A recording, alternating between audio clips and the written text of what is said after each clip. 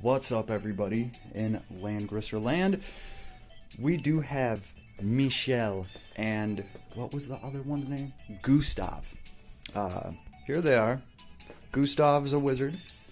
Michelle is some kind of crazy lance unit. What's cool about this is they all belong to the Rebirth Hero faction group. I don't typically run that one. And I feel like these characters are a huge upgrade. Also important to note, this girl in particular, Gustav, I don't think it matters what faction you are running her with, because she is a clock machine. That's pretty much what it comes down to. This girl brings your whole team clock. Anybody that is within a couple blocks of her gets to cut down their cooldown times for their abilities. She also has a heal, this thing, right? Decrease the skill cooldown of the target ally unit for 1 turn, right? So you're decreasing their cooldowns. That's amazing.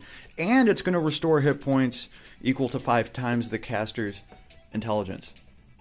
Very, very awesome. Very awesome. It's got a 1 turn cooldown. So she's just going to be dropping this every turn, right? There is also her talent.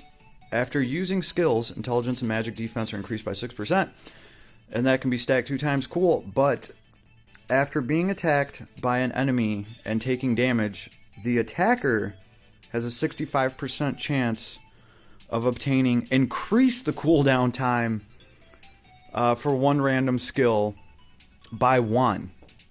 That's amazing. So if you're attacking her, she's going to make your cooldowns higher. So you're going to have to wait more turns to be able to throw your powerful attacks. That could shut somebody down from assassinating somebody the next turn, because now they don't have a skill to throw. Now they have to wait 2 more turns to use their big money shot, right? So that's cool, right? Let's see, but that's only half of it.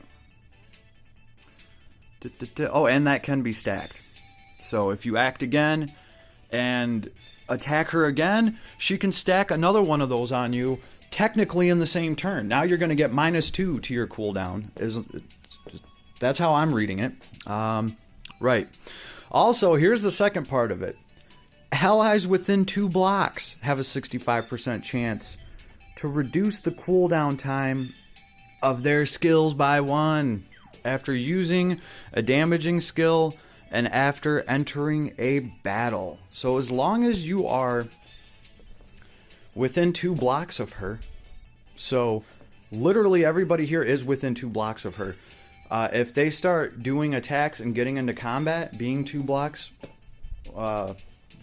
close to her, each time they get into combat, each time, they do an attack, they have a 65% chance of pretty much activating a 1 turn clock of, decreasing the amount of time that they need before they can use that amazing attack again.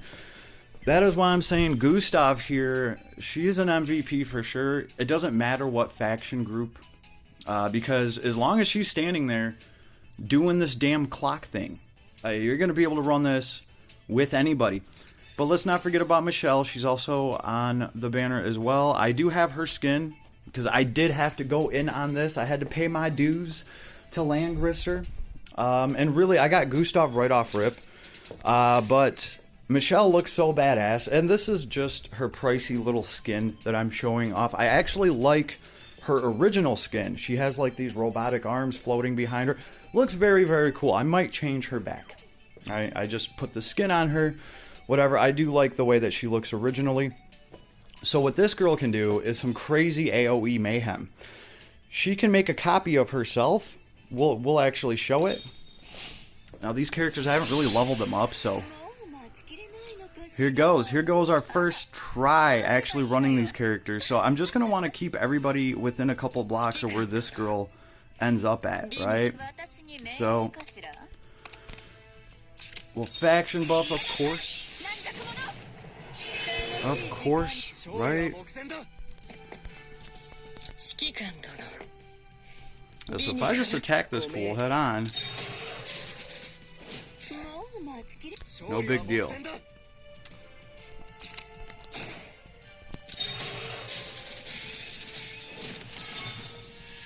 Oh, there we go. It just activated. So my Star Slash. Oh, that's cool too. I could move her back around. I don't need to move anybody right now though. Actually, this would be a good idea.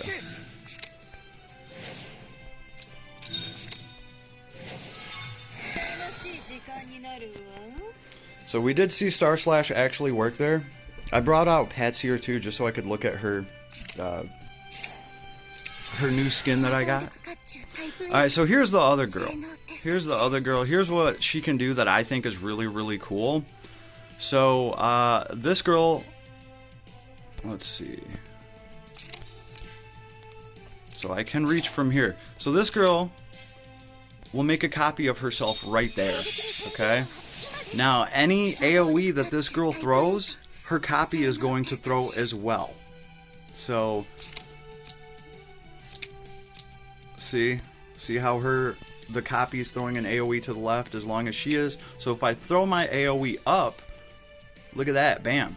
Now you can't double stack this, meaning she can't stand on top of her clone and hit a target with 2 AoEs at the same time. Oh, I completely forgot that they actually work their way up in this stage. That's not good. Well, they're gonna have to deal with Thor up there. Oh, this will be cool though. So if I'm within 2 blocks of that girl, and I use this, got a 65% chance. There it goes. There was my 65% chance, and now there's only 1 turn left on Dark Reaper. That's pretty awesome. That is pretty awesome. Just seeing that work like that, very cool. Here we go. We need to start taking these fools out. If we want any hope. Yeah, all that you just said. All that you just said. I do need to heal this girl. So cool. Gustav, heal, reset. Now, it's not going to dispel anything like an actual heal will, but I don't know if you guys noticed or not, but she just reset my cooldown. Like, I wasn't going to be able to throw this again. Obviously now I can though, right? Oh, it's too bad. My other one's just barely going to miss this assassin that came out. Point is, you guys get it. You can be real creative with how you end up, using this girl's AoEs and all that. Just very awesome. I'm not showcasing her 3C either. She has an attack, an AoE that is like 3 blocks wide. And if you put down her little clone, that's a lot of coverage that you're gonna get. You're gonna be able to spam the shit out of AoEs. Oh man.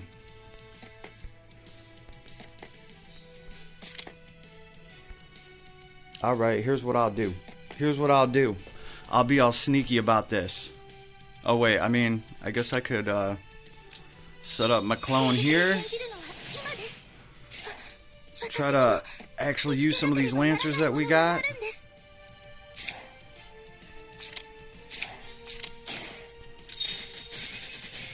Oh, now her clone isn't going to do anything if she's doing a single target attack like that. It's for AoEs only. Still very cool. Apparently just good enough for us to beat this stage.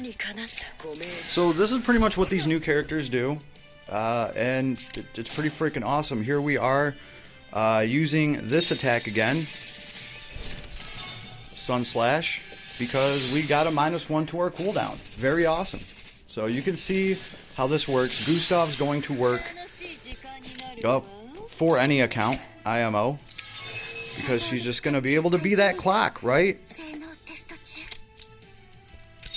And this girl is just going to be AoE mayhem. Like, oh, I can see her being so annoying. Trying to keep up with her and her AoE. And then, like, oh crap, she throws another one from over there, too. Very cool. Very cool.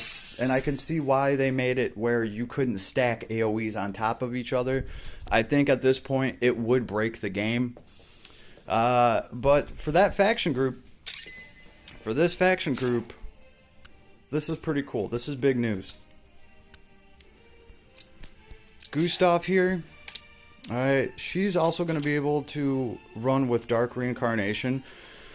This girl's going to be like one of Basil's best friends. She looks damn good too.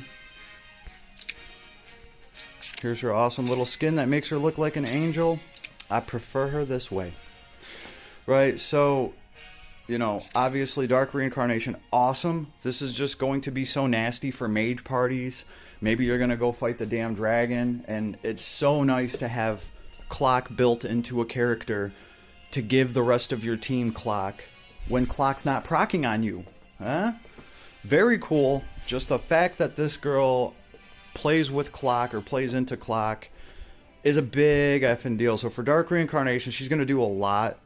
Just as far as the cooldowns go, we have Gizaroth, same thing, Mythical Realms. Might actually have to make a Mythical Realms party. I don't have too many of these characters like really beefed up.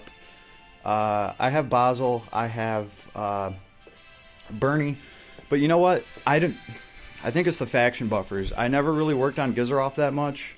I do have Sage of the Trees. I think he's stronger than my Gizaroth. He'd have to be my faction buffer. But there's some interesting characters in here, right? The Transcender. So, this girl's amazing. Mine's at like 6,500 power level. She's just amazing. Awesome little assassin healer combo, right? But the big deal, I think, is for the Langrisser Reincarnation 10C. I think for this team it's a big deal. We have Ares as the faction buffer, and Hilda. I was just using Hilda. I just prefer Hilda over Ares. But there's some nasty combinations here, especially when you're talking about cooldowns, AoEs. This guy, Anizul Gaun, or however you say his name, Gaun. Overlord. This is from the Overlord collab. This guy drops crazy ass AoEs. And hey, if clock doesn't proc, this girl will help him out, right? We also have Emperor Livonia, just added. He's in here too, right? Alma. I covered this girl recently. She can teleport people back to her, so she can get them out of danger. Very cool. Right? That means she could teleport people back to Gustav, and Gustav can reset all their clocks, right? Suzette. Very cool, very deadly. This girl is just rocking a little cannon. I definitely want to work on Suzette, but I think I'm missing one of the characters for her bonds. Gotta go back in there and check that out. The point is, this team wasn't all that strong on my account, and this has given me a reason to work on them. I feel like I could actually have, you know, a playable team here, and that's important because sometimes there's gonna be little maps, there's going to be little challenges where you can only use this faction group, you can only use that faction group. So it is nice for an established account to have at least one solid party for each of these faction groups, and this is the one that I have neglected the most. So it was time to play a little bit of catch up, because I have Ares at like 6,500 power. This girl's built up, Florentia, just because you can pretty much run her with any faction and she can put in crazy work. But other than that, we're looking at some of the weakest characters on my account. Hilda I did build up just because she is the faction buffer. Patsier's in here, and I've been wanting an excuse to play her more. Really, about the only character I really have built up here is Aaronrod, this AoE Lancer chick. So that is why I went all in for these characters, and I've been having a lot of fun with them. Very clever, very cool. Absolutely dig Gustav. She looks wicked. And I have to see what the backstory is for her. And where is Michelle? Michelle. Where is she? She can't be that high up on the list. I didn't power up that much. Oh, there she is. I don't recognize her with her skin. There we go. Yes. I mean, this one gives her kind of like a cool wind spear thing. But this is what she originally looks like. This is what she will look like on the banner. And this is the girl that's throwing them damn AoEs. It's kind of funny, when I saw her, I didn't think she would be AoE like oriented. She looks like she's gonna get in there and do like some single target damage with those big mechanical arms of hers, just dig into somebody. But no, she'd be throwing them nasty ass AoEs. That's pretty awesome. And her magic armor abilities increase attack and defense by 10% if you have 3 or more buffs. That's awesome. Just, you know, right off rip. That's awesome, because as soon as you use a faction power, that's like 5 buffs that you have. So it's automatically going to give her 10% more to her attack and defense. Now, when the enemy comes around and starts dispelling parts of your faction buff, like taking away your this buff and that buff or whatever, obviously, you know, they take too many buffs away from you or prevent you from putting buffs on yourself, well, you're going to miss out on 10% attack and defense. Not the end of the world, right? Applies 1 stack of Searing Flame after dealing damage to the enemy. Yeah, I couldn't really show that off. The enemies weren't tough enough there. Increase AoE damage taken by 4% with each stack, right? And each stack lasts 3 turns. It cannot be dispelled. At 3 stacks of Searing Flames, deals fixed damage to allies within 1 ring, equal to 30% of the remaining hit point, respectively. So pretty much as soon as you stack 3 stacks of Searing Flame on them, they're going to explode pretty much, and they're going to do damage to everybody that's within 1 ring of them. That's not 1 block, that's 1 ring. That's pretty awesome. That is pretty awesome. And the fact that she's going to be making a copy of herself, she's going to be able to get these Searing Flame stacks all over the damn place. You're going to be stacking those every turn. You can probably hit multiple enemies with this girl's AoE. I know that because I've actually played with her totally built and awaken, and it gives you flame attack. This is a 3 block by 5 block span AoE. And remember, when she's doing this, so is her little clone. So you can literally cover half the map with this AoE, right? Now notice it has a 5 turn cooldown. This is where Gustav comes into play. With Gustav's little heal, that drops it down to a 4, and if she's within 2 blocks of Gustav and she uses this, that drops it down by another one. She's down to 3. Next turn, Gustav can take that down to 2, and then next turn she can use it again. So that's a big deal. You're probably going to put clock on this girl anyway. Just so you can get lucky and double tap this thing. But I imagine it can be pretty damn ridiculous with just how much of the screen you can cover in AoE all at a time. And everything stacks up, right? You get 3 of these flame counters on you. Boom, you're going to do damage to everybody around you. That can be really, really cool. So I can't wait to see how these characters turn out. This is the best I could do with mine right now. We're rocking level 69. We're half a level away, right? As far as equipment goes, I just put whatever Quick Equip did, but the only thing I changed was like the boots. I wanted to use my Apex boots if I had a pair laying around. And then I just used whatever scrolls I had. Rough Sea is probably not the best way to go, but these are the scrolls I had, so that's what I did. So maybe I'll cover these characters' builds when I'm actually done with them, but so far, pretty awesome over in Langrisser. These characters really spice things up for the Reincarnation 10C faction. So, like I said, I had to pay my dues this time. I did start off with Gustav instantly, and then I had to pull like 3 other characters before Michelle came down. Not the end of the world. By gacha standards, not that bad at all. And hey, at least I did manage to pick some skins for having to support one of my favorite games. It was just time to pay my dues, damn it. I've been clearing all the other banners like lickety split, yo. Like some of these past banners, I've literally cleared them back to back. I'll get an SSR, I'll double tap it, and another one will come down, and I'll clear the whole banner. Just like clearing the banner in one 10 pull type of deal. So that's how it's been, and it caught up to me, and Langrisser was like, yo, if you want Michelle, motherfucker, you got to pay. So I was like, you know what? I will. After playing with Michelle, I was like, I want that. I didn't know that she was only locked into 2 faction groups. I really do wish that they kind of put that on display a little bit better. Like, that is one thing that Langrisser could do better.